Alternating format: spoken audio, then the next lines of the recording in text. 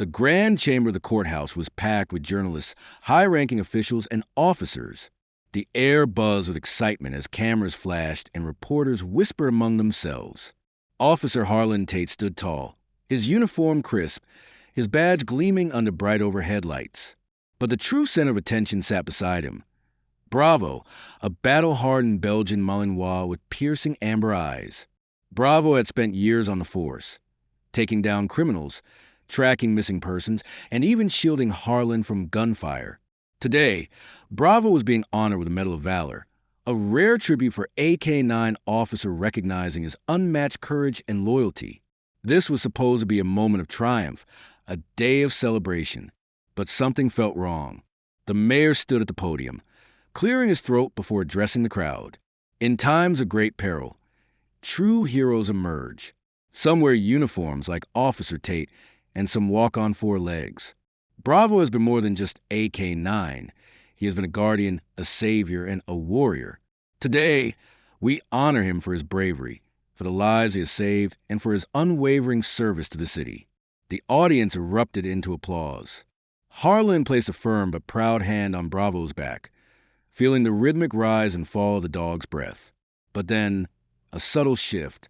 Bravo's breathing changed. His muscles tensed, his ears flicked, scanning the room. His deep brown eyes locked onto something or someone.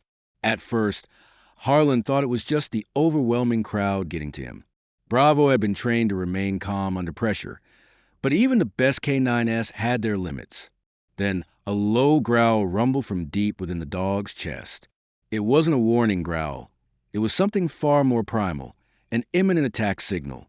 Harlan barely had time to react before Bravo lunged forward, his powerful body moving with lightning speed.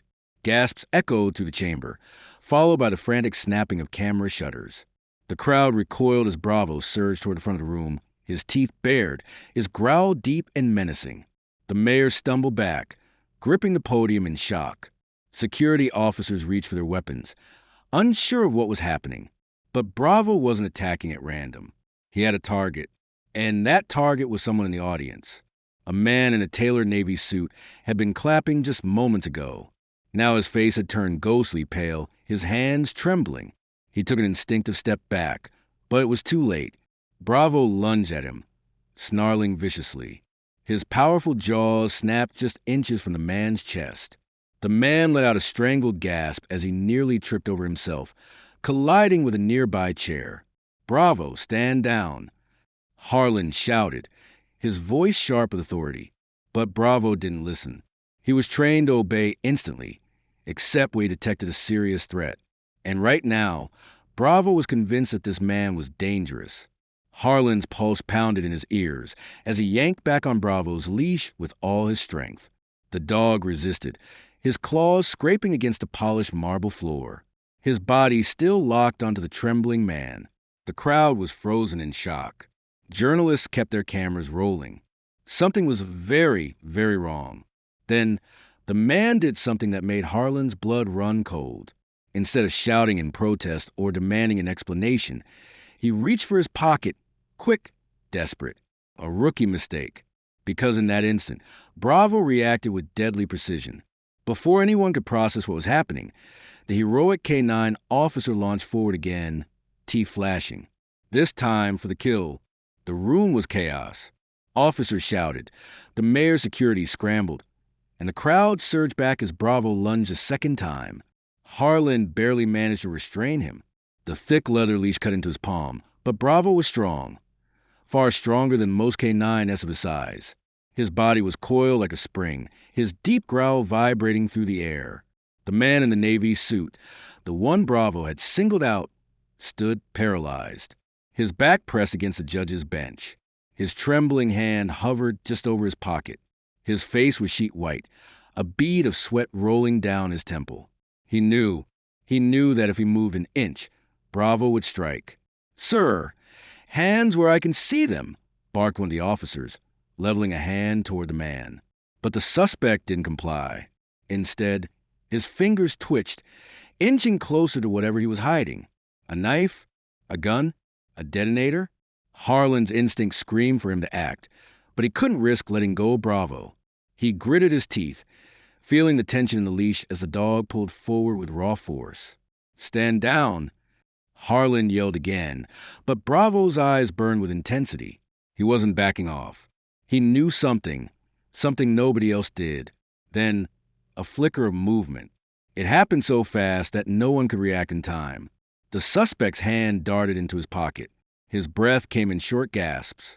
The second his fingers closed around something, Bravo sprang like a missile. His jaws clamped onto the man's forearm with bone-crushing precision.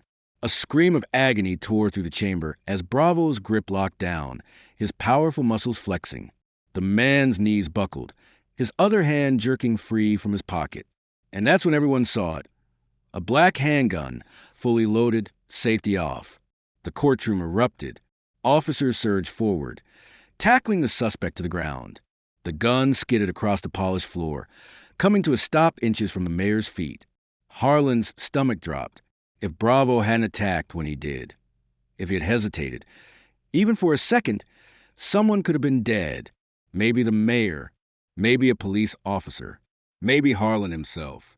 Bravo had saved them again, but something wasn't right. As officers wrestled the suspect into handcuffs, Harlan caught a glimpse of his face. Not just panic, not just pain, but fear. Real, soul-deep terror. And it wasn't because he had been caught. He was afraid of something else. Someone else. "You don't get it!" The man gasped as officers yanked him up. His eyes flickered wildly, scanning the crowd. "I'm not the one you should be worried about." "He's here." Harlan's pulse stopped. Who? Who was here? And why was this man so terrified? Then Bravo let out a sharp, guttural bark. His ears snapped forward, his stance rigid. He was no longer looking at the suspect. He was looking past him, at someone else in the room. The room was still reeling from the chaos. Officers pinned the suspect to the ground. The metallic clink of handcuffs echoed through the chamber. The mayor was shaken but unharmed, gripping the podium for support.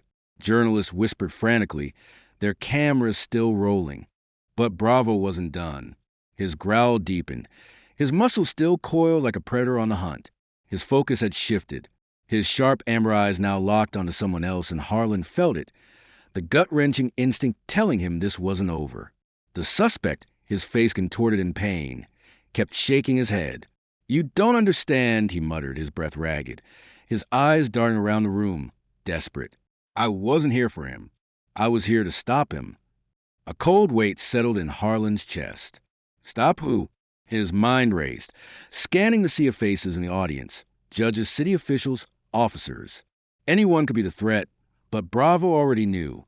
His body stiffened, his ears perked, his hackles rose like bristling wires. And then he lunged. Harlan's grip tightened, his arm yanking back just in time.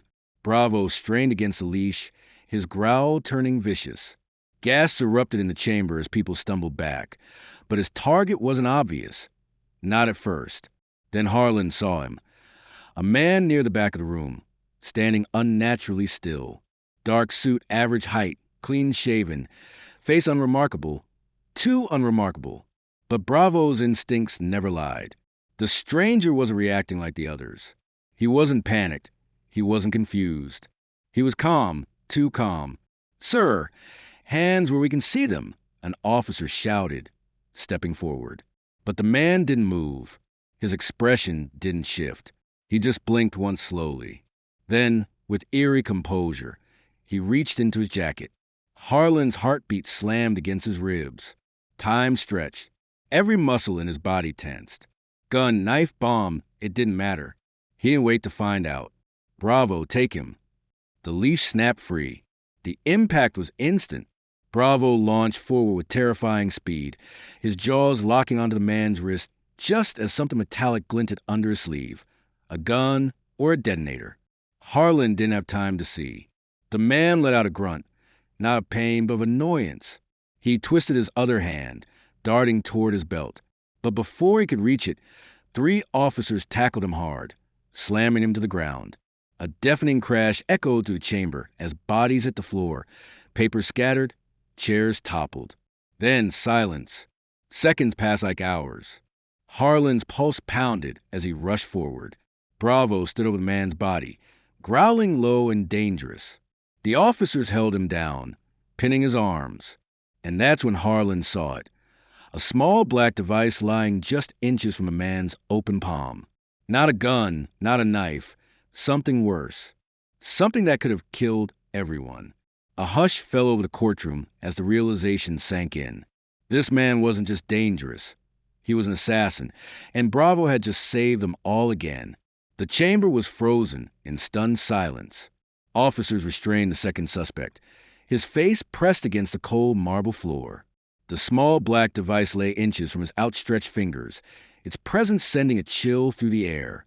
Harlan barely breathed as he crouched down, his pulse hammering in his ears. This wasn't just another criminal. This was something bigger.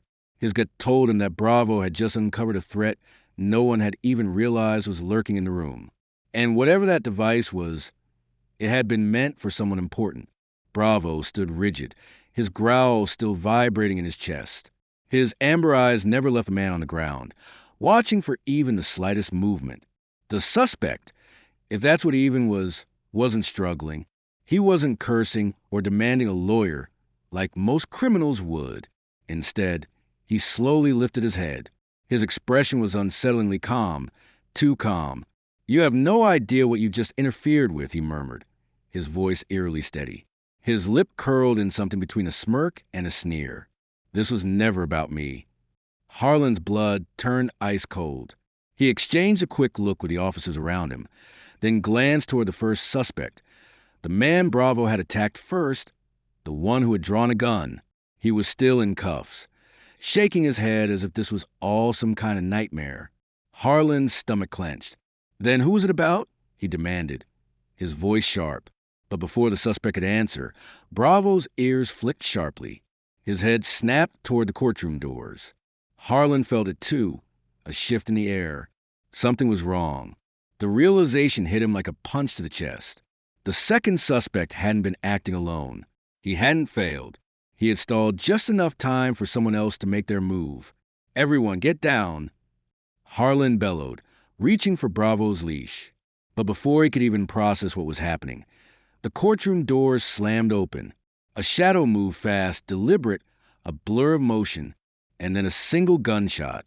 The sound ripped through the chamber, shattering the stunned silence. People screamed, diving for cover. Judges, city officials, reporters, all scrambled in panic. Harlan barely had time to react before Bravo surged forward, his instincts faster than any human's.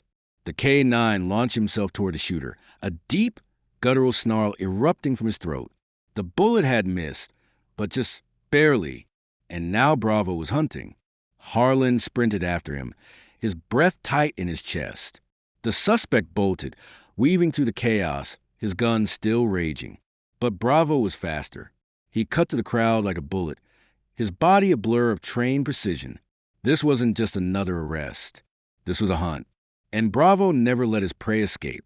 The gunshot still echoed through the chamber, mixing with the terrified screams of the crowd. Officers shouted orders, their voices barely cutting through the chaos.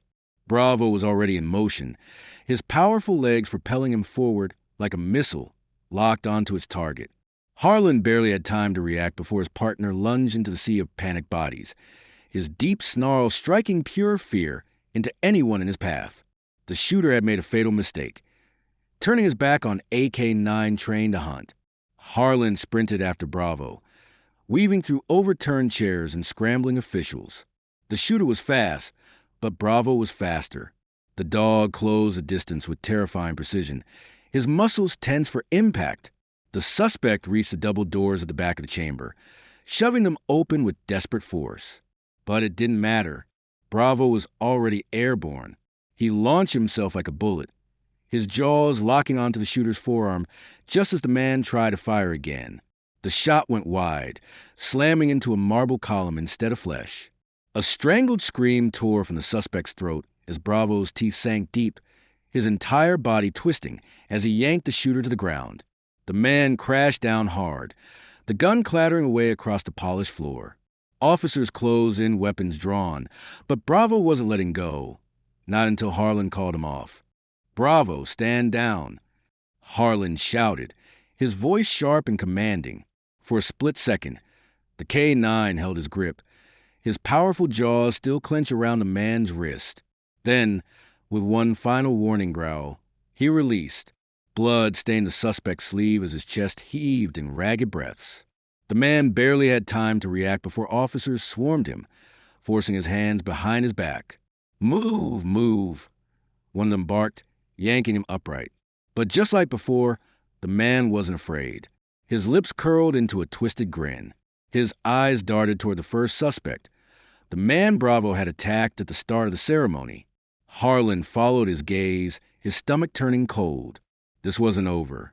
They weren't two separate threats. They were working together. Now, one of them had been caught, but the other... Bravo tense again, his ears flicking toward the courtroom balcony. Harlan barely had time to process it before the radio on his belt crackled to life. "Suspect sighted. Second shooter on the upper level." The voice was urgent, almost breathless.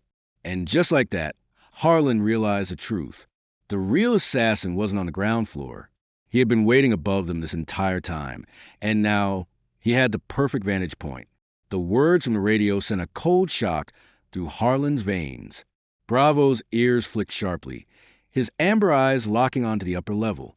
Harlan didn't hesitate. "Upstairs, now," he barked, gripping Bravo's leash as he pushed through the panicked crowd. Officers rushed toward the stairwell, their weapons raised, their boots slamming against the marble floor.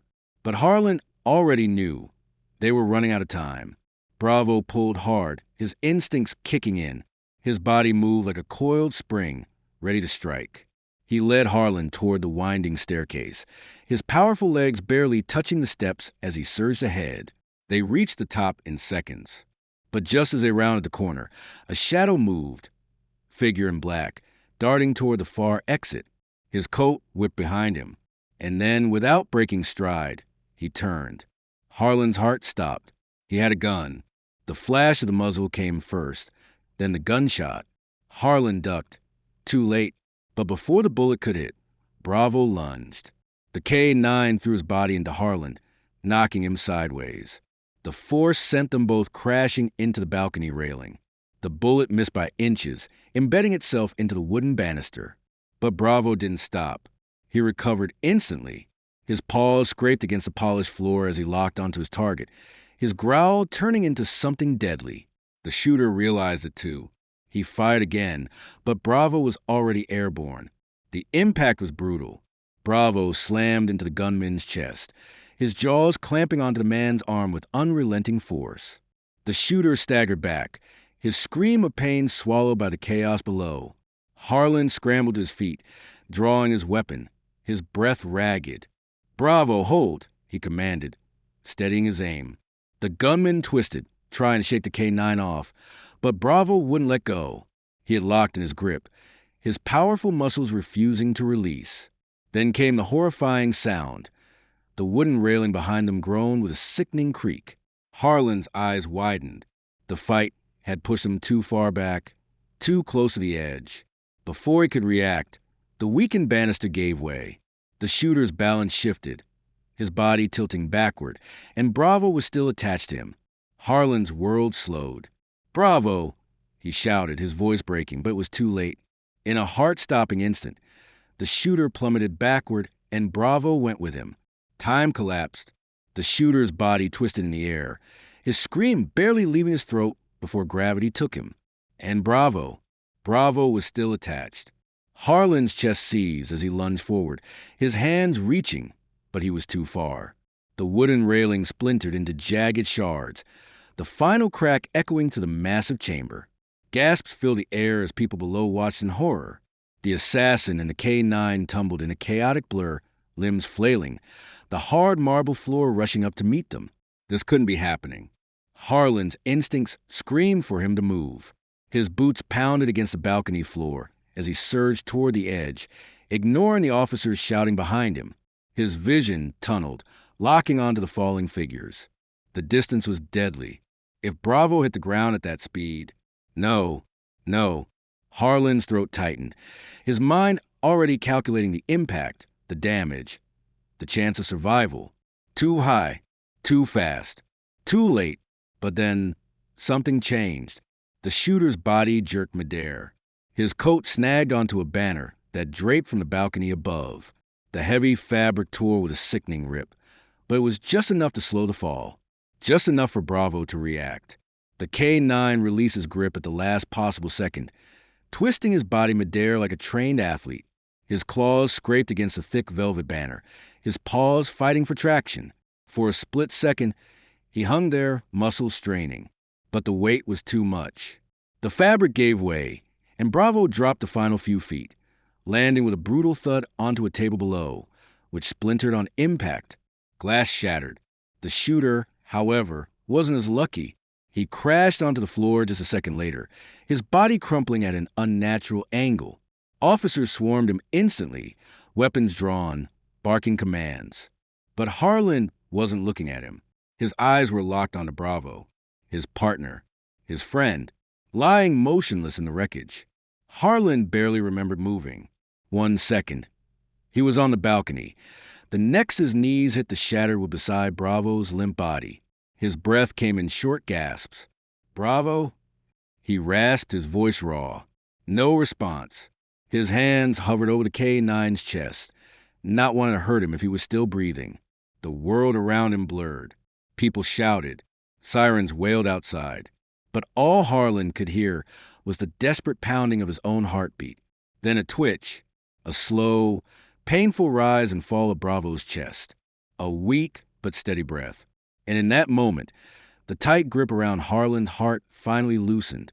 But before relief could settle, someone shouted from across the room, "There's another one." Harlan's breath barely had time to steady before those 3 words cut through the air like a knife. "There's another one."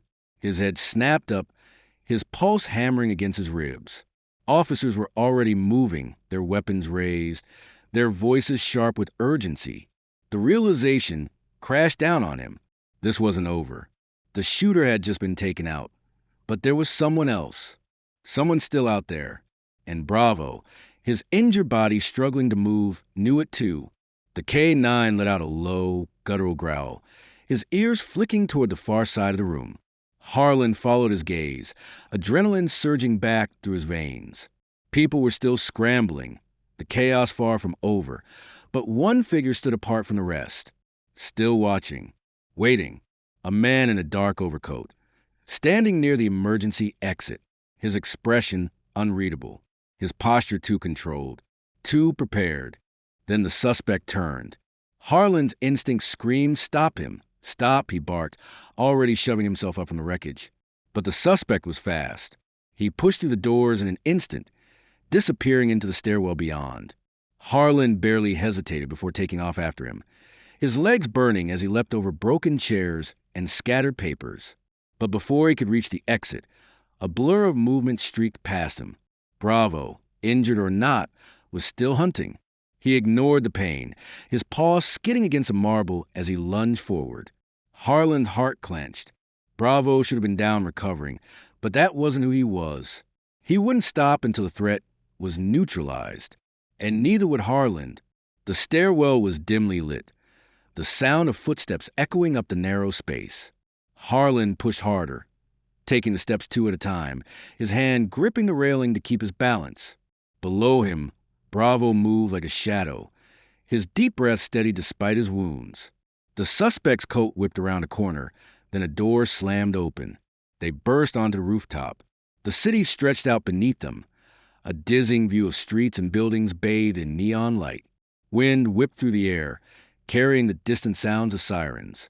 The suspect was already sprinting toward the edge. His movements were too sure. He had a plan. He wasn't just running, he was escaping. But Bravo wouldn't let him. The K-9 launched forward, his body a blur against a rooftop skyline. The suspect twisted at the last second, reaching into his coat for something Harlan didn't know. But Bravo didn't wait to find out. He struck. In that moment, the chase was over. The wind howled across the rooftop, whipping through Harlan's uniform as he skidded to a stop.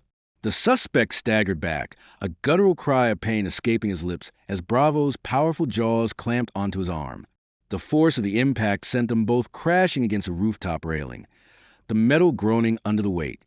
The city lights stretched out below them, a deadly drop waiting beneath. But Bravo held firm, his muscles locked, refusing to let go. This was the end of the chase. The man thrashed, his free hand fumbling for something inside his coat. Harlan saw it too late. A blade, a flash of silver glinted under the rooftop lights, the edge gleaming wickedly. The suspect swung down hard, aiming for Bravo's side. Harlan moved before he could think. His body reacted on pure instinct as he lunged, his shoulders slamming into the attacker with every ounce of strength he had left. The blade missed Bravo by inches, clattering against the rooftop, but the impact sent all three of them toppling toward the edge. Harlan's stomach plunged as his boots scraped against the ledge. He caught himself just in time, his hands gripping the cold metal railing. But the suspect wasn't as lucky. He teetered, his arms flailing as his body tilted over the edge. A single scream tore from his throat, then silence. But Harlan wasn't watching the man fall. He was watching Bravo. The K-9 had been caught in the momentum of the struggle. His paws slipped. His hind legs dangled dangerously overside. His claws scratched against the rooftop, his muscles shaking as he struggled to find traction. Harlan's breath hitched in his chest. No, not now. Not after everything. Bravo, hold on, he shouted, lunging forward. His hand grabbed onto Bravo's harness, just as the dog's back legs slipped completely off the edge. For a terrifying second, Bravo's weight jerked downward, nearly pulling Harlan with him. His heart pounded in his ears. His grip burned as he fought against gravity itself. Bravo's amber eyes locked onto Harlan's, his body tense, trusting his handler completely. Harlan couldn't let go. He wouldn't. With a final, desperate pull, Harlan used every ounce of strength he had left.